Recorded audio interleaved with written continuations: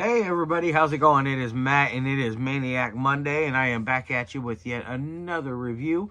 And before I roll on to anything, I want to wish each and every one of you a great morning, evening, dawn, day, or dusk, all that lovely stuff, because life really is too short as is.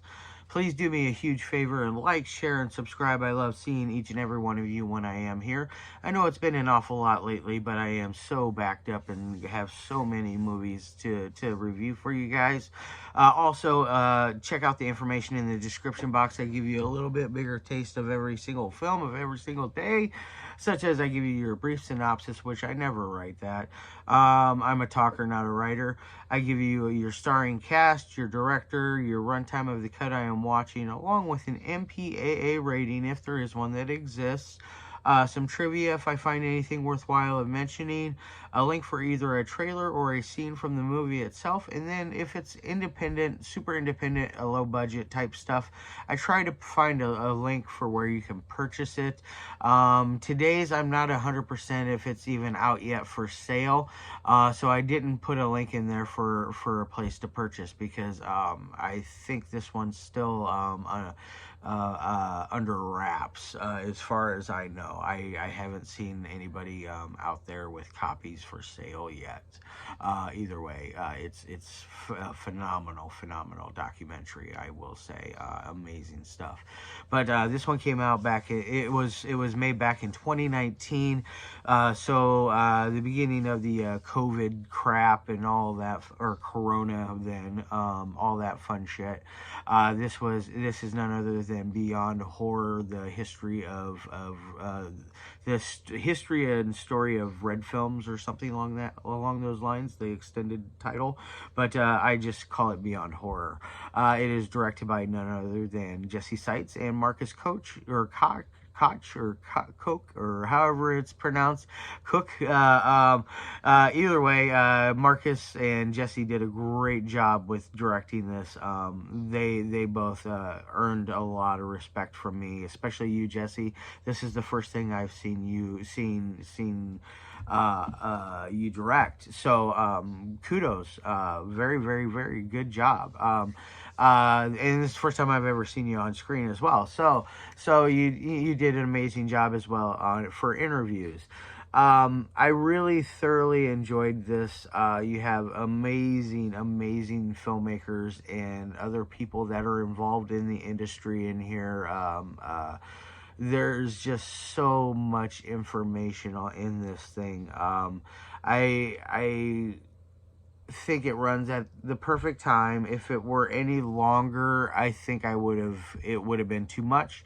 If it would have been any shorter, I don't think I would have felt like I got enough, if that makes sense. I think it was just the right amount of time. It runs at 2 hours and 5 minutes, so it is a little bit longer documentary, but it does cover a very vast amount of knowledge for that length of time, because it goes over stuff for like Lucifer Valentine, Mary and Dora, censorship, if there's the repercussions of things. It talks about August Underground, pseudo snuff films that were basically influenced by August Underground, and like just all kinds of various films of that nature.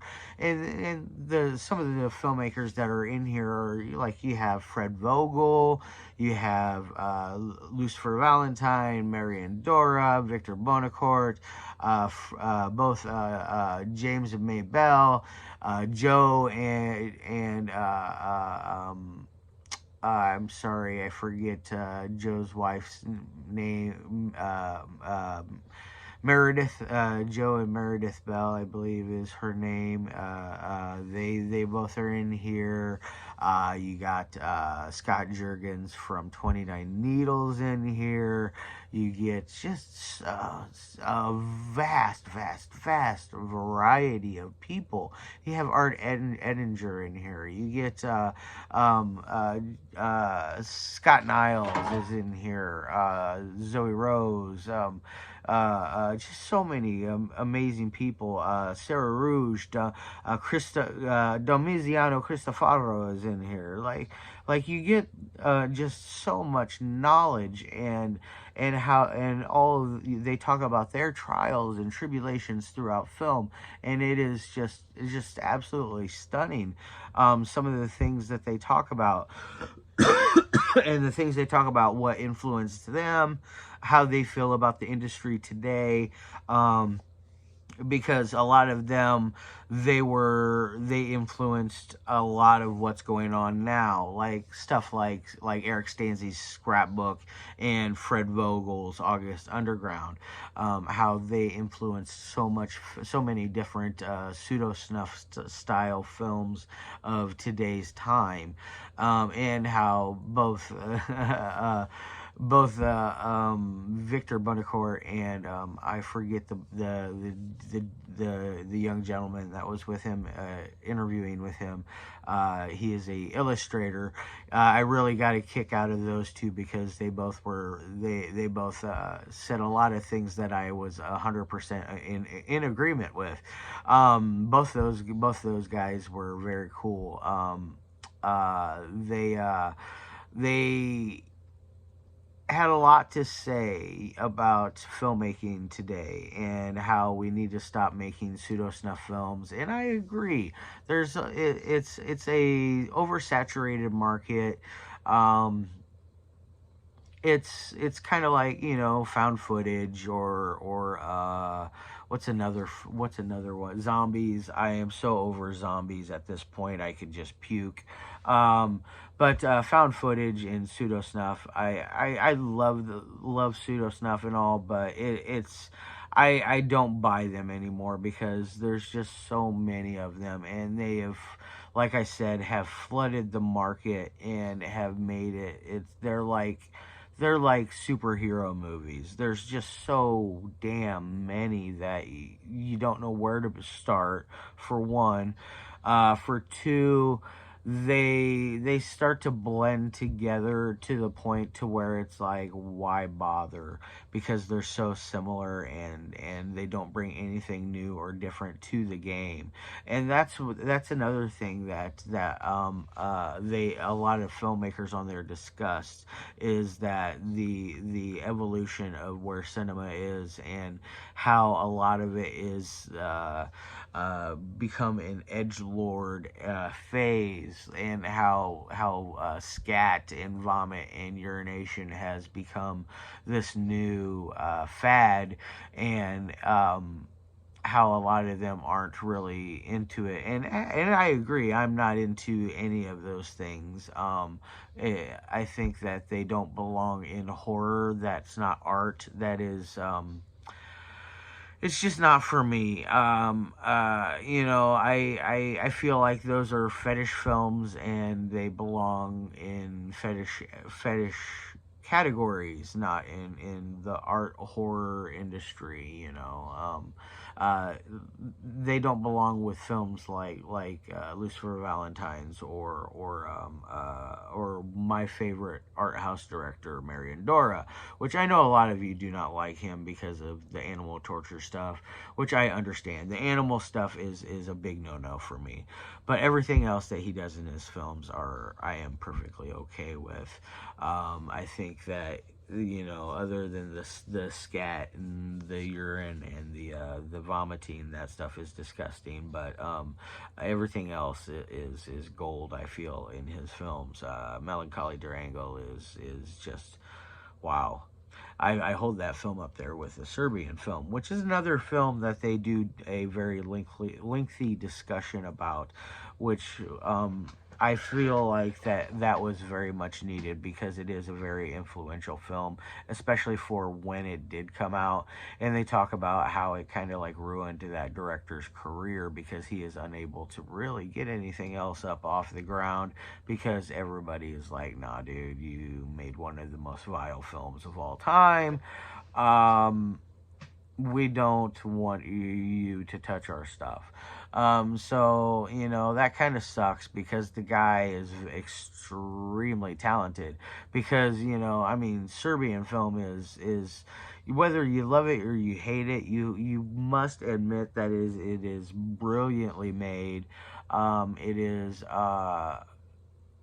made of the highest quality. It is so crisp and clean and smooth, and it goes down like some of the best liquor in the world. It is so smooth. That's how well made that it is.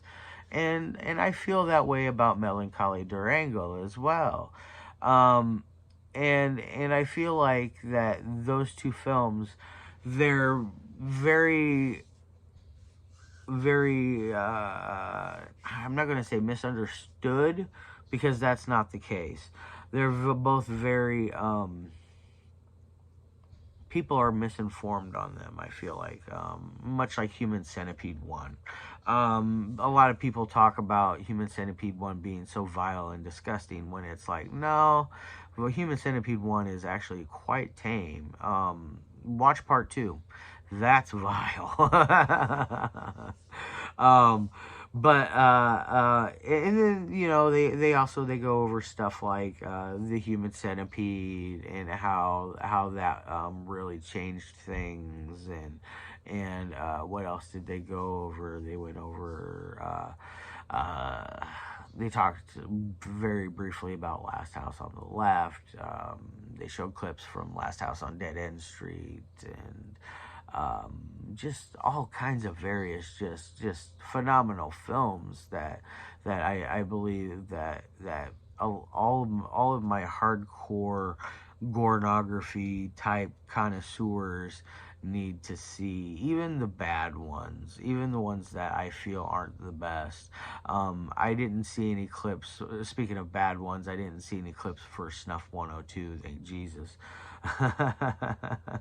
Because I cannot stand that movie. I think that movie is a lump of crap. They did show stuff for Eric Stanzey's Scrapbook, which is a very interesting film.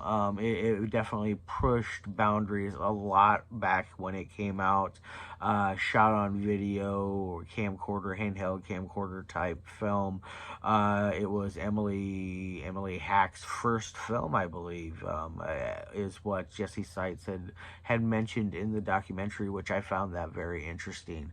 So I did come away from this documentary actually learning things, and that is a key sign of a good documentary, when you actually walk away with some extra knowledge, and I did, and unlike a lot of horror or just film industry documentaries, you get a lot of blowhards that talk about the industry, but they don't really teach you anything.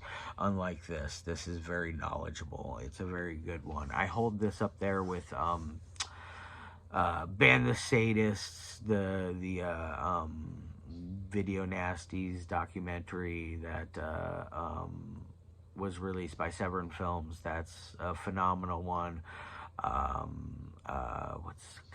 Penny Pinchers 1 and 2 is another.